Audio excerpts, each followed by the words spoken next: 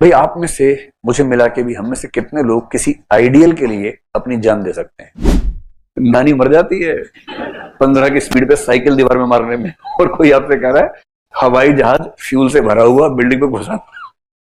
23 साल का सुंदर सा स्मार्ट सा लड़का जिसको देख के कितनी लड़कियां मरती थी, पर वो क्या बोल रहा कि ना, हमारी शादी हो गई है देश के साथ। ये मजाक नहीं होता है। अपनी मौत को खुल के इनवाइट करना मजाक नहीं है। अब बहुत बड़ा गैंगस्टर है, उसकी बेटी से कोई प्रेम कर ले तो किस बात का गैंगस्टर। अब मामला क्या था कि आपको पंगा मोल लेना है किसी बहुत बड़े गैंगस्टर के साथ जिसके सामने आईएएस की भी नहीं चलती है। ये किसी में आ जाए ना, अलग ही लेवल हो जाता है उसका, एकदम अलग लेवल हो जाता है। मैं आपको दो, एक गुड एग्जांपल एक बैड एग्जांपल देके समझाता हूं कैसे ये आपको चेंज करता है। Good example is Bhagat Singh, bad example is any terrorist. ठीक, हम लोग अक्सर बोलते हैं कि जो आतंकवादी हैं, टेररिस्ट हैं, बड़े गंदे लोग हैं, खराब लोग हैं, ऐसे लोग हैं वैसे लोग हैं, but if you look at them from their perspective तो एकदम अलग हो जाता है। भाई आप में से मुझे मिला के भी हम में से कितने लोग किसी आइडियल के लिए अपनी जान दे सकते हैं। पेरेंट्स की बात अलग है, वो तो रिश्ता है। कल को हो सकता है कि अपने स्पाउस के लिए आप जान देना चाहें, हालांकि चांस कम है, लेकिन मान लीजिए एक सेकंड को, लेकिन स्पाउस के लिए देना चाहें ना देना चाहें, अपने बच्चों के लिए दे सकते हैं। तो आज से 10 साल के बाद जब चुन्नू या मुन्नू खतरे में होगा या होगी, आप उसको बचाने के लिए अपनी जान आराम से दे देंगे। मान लो छोटा सा बच्चा 4 साल का है, डॉक्टर बोले कि इस बच्चे को ना थोड़ी सी दिक्कत हो रही है हार्ट में, तो रिप्लेस करना होगा हार्ट, किसी का हार्ट चाहिए, जिंदा हार्ट चाहिए, और आप साउथ इंडियन फिल्म के हीरो है नहीं, है ना, you are a normal human being. ऐसा नहीं है कि आप किसी का निकाल के खिड़की से फेंके और वो सीधा बाहर जाके लग जाए, पॉसिबल नहीं है। तो पेरेंट्स से कहा गया कि भैया, मैं जानता हूं मेडिकली पॉसिबल नहीं, मैं सिर्फ सिचुएशन देने का कोशिश कर रहा हूं। पेरेंट्स से मान लीजिए कह रहे हैं कि भैया आप में से कोई एक अपना हार्ट दे दो, और हार्ट पूरा देना पड़ेगा, लंग्स की तरह नहीं कि आधा दिया और काम चल गया दोनों का। लीवर की तरह होता है ना। लीवर ट्रांसप्लांटेशन में क्या होता है, part of liver is given, part remains, फिर दोनों बड़े हो जाते हैं। तो आप में से कोई मरेगा तो बच्चा जिएगा, भगवान ना करे ऐसा हो, लेकिन कभी अगर ऐसी सिचुएशन आए तो आप अपने बच्चे को अपना ऑर्गन देके मरना पसंद करेंगे? मेरे ख्याल से अधिकांश लोग कहेंगे हाँ, yes we will go for it. अभी शायद आपको ना लग रहा हो क्योंकि अभी चुन्नू मुन्नू है नहीं। जब चुन्नू क्यूट सा मूले के सामने बैठा होगा या बैठी होगी मुन्नी, और मुन्नी बोलेगी पप्पा मैं मरने जा रही हूं, आप कहेंगे अरे यार मेरे होते हुए नहीं मैं मरूंगा, और फिर बड़े बड़ों की ऐसी तैसी हो जाती है उस समय। तो ये होता है, नॉर्मल बात है। इसलिए जब किसी आप टेररिस्ट को देखें तो ये सोचें वो आदमी है जो एक मिशन या एक आइडियोलॉजी के लिए अपनी जान देने को तैयार है। And we can sacrifice our lives only for the immediate family members, and that too not always. कोई नक्सलाइट है, कोई रिलीजियस टेररिस्ट है, उसको पता है कि मैं मरने वाला हूं,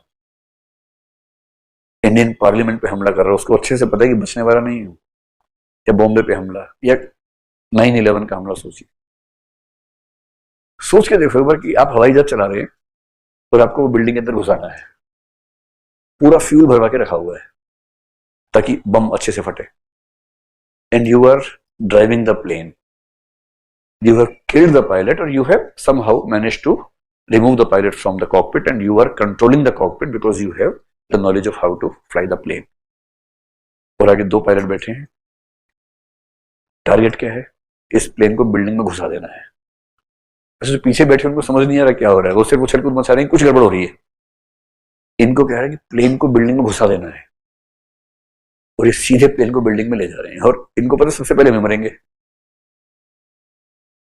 ये बहुत कायर का लक्षण है, इसके लिए बहुत दम चाहिए, बहुत दम चाहिए।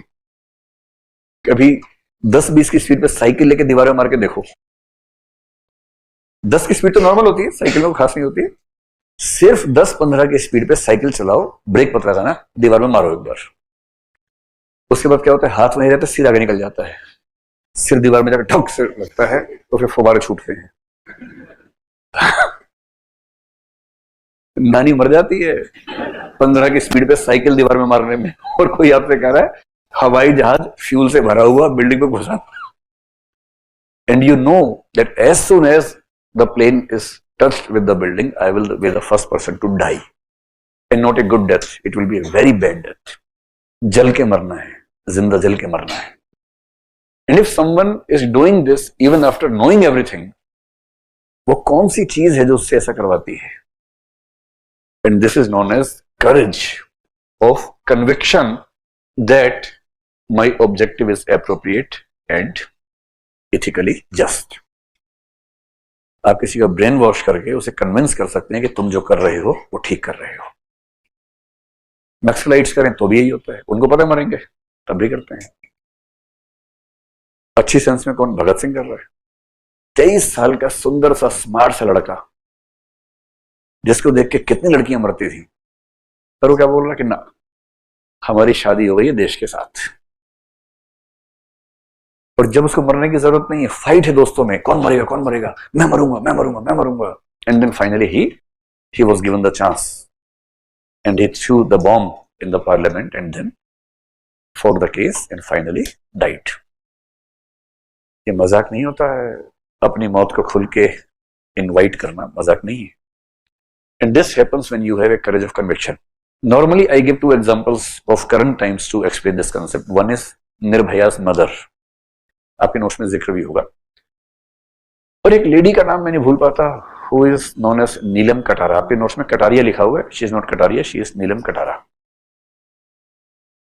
वो कौन है, उसकी कहानी क्या है, अगर आप समझेंगे। नीलम कटारा के हस्बैंड एक IAS ऑफिसर थे, joint secretary in the government of India. और इंडियन गवर्नमेंट में joint secretary is a very high rank, बहुत ताकतवर रैंक होता है। उनका और उनकी वाइफ नीलम का एक ही बेटा था, नीतीश कटारा।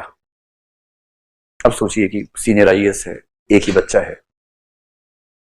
नीतीश कटारा जिस कॉलेज में पढ़ता था, वहां एक लड़की पढ़ती थी जो एक बहुत बड़े गैंगस्टर की बेटी थी,